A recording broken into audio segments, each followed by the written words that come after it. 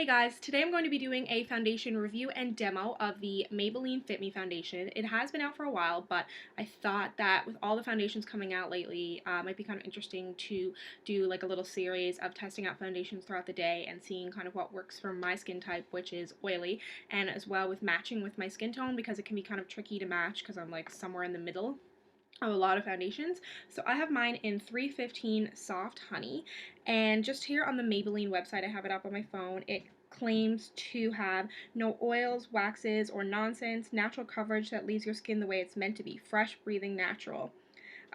Exclusive translucent base and lightweight pigments allow skin natural highs and lows to show through. I guess I will show you guys the demo process of putting it on, and then I will check back throughout the day and show you how it kind of turned out on my skin. So I'm gonna go ahead and I will show you guys the demo and also insert a picture of what it looks like with flash photography because it is SPF 18. As well, I got this at Walmart on sale for like $4.99, but I think it does a little bit more than that, but it is definitely one of the cheaper foundations lately because foundation is getting extremely expensive. So that was another reason I wanted to try this out because it might be a good option for some of you because it's cheap and it has a huge color range. I think it has like 18 colors. It has powders, which I haven't heard a ton about, but I have heard a lot about the concealer and I want to try that. I heard it's a really, really good for under eye anyways, and they have blushes and bronzers. So it is a really, really nice line of products and it's easy to use because you just match up your color, or I think it goes like light, medium, dark, and I think the threes are on the darker side. So I'm not sure how dark it actually goes, but I know it has like a huge, huge color range.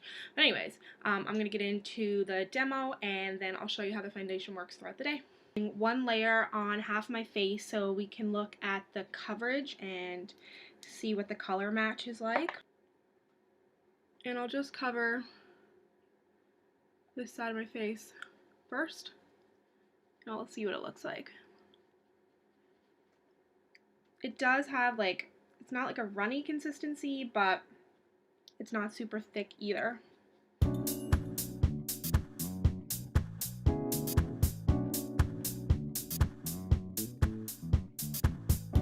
So I did have some like acne scarring and acne there, and it is fairly covered. My other cheek is pretty much the same in acne scarringness. So it's pretty good coverage actually for one layer. So I'm gonna do just a little tiny bit more because I'm not gonna wear any concealer.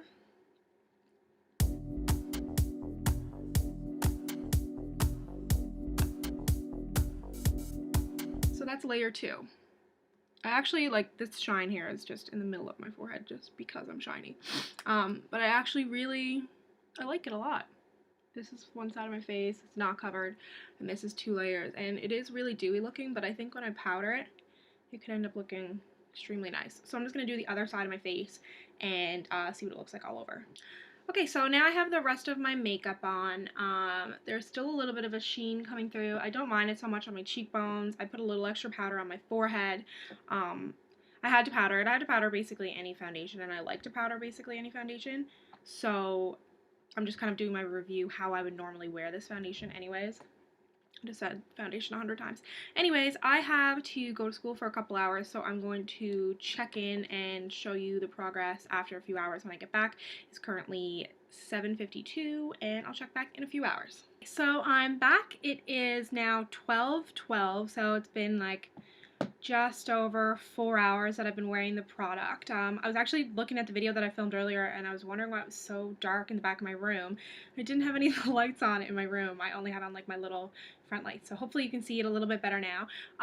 It still has like really good coverage. Like I don't have any concealer on. If you can remember, like there's a good bit of redness and kind of dark spots on my cheeks, and you can't really see them, which is pretty impressive, but I am quite shiny, and the camera isn't really picking it up, but I'm also, the product has oxidized a little bit, so it's gotten a little bit darker, but nothing crazy.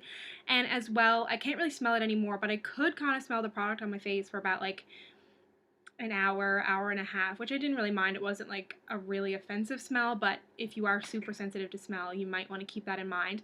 I'm going to keep wearing it for another few hours. Okay, so believe it or not, I am going to the gym in an hour, and I didn't just get back from the gym.